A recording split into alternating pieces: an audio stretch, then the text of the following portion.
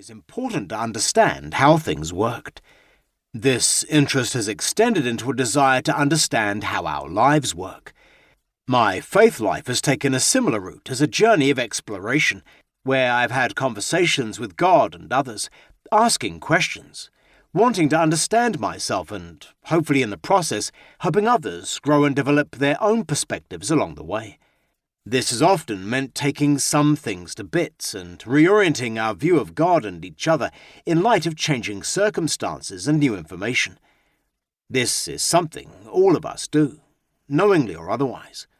Life is in motion.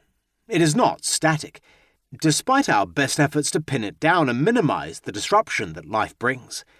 I have lived through many changes in our culture, as it has shifted from modernity to post-modernity, from Christendom to post-Christendom.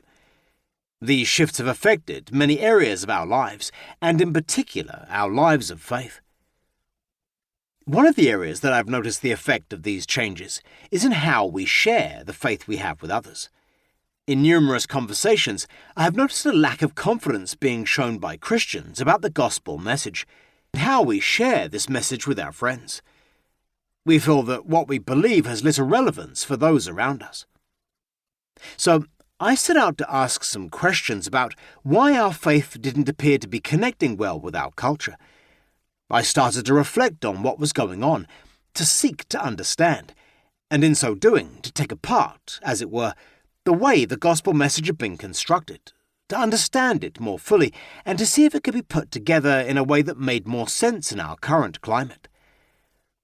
What follows here are my attempts to do just that, in the hope that we will be able to effectively communicate, both in word and deed, the gospel of Jesus, and live faithfully as followers of him in the 21st century. Many of us, particularly of a certain age, come to faith on a message of, "I feel guilty and need forgiveness."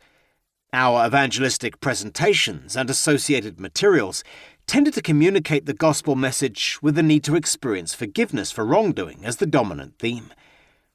This is also evident in much of our church liturgy, which highlights the need for confession and forgiveness. This pathway to God was based on an assumed moral compass that was a remnant of the UK's Christian heritage.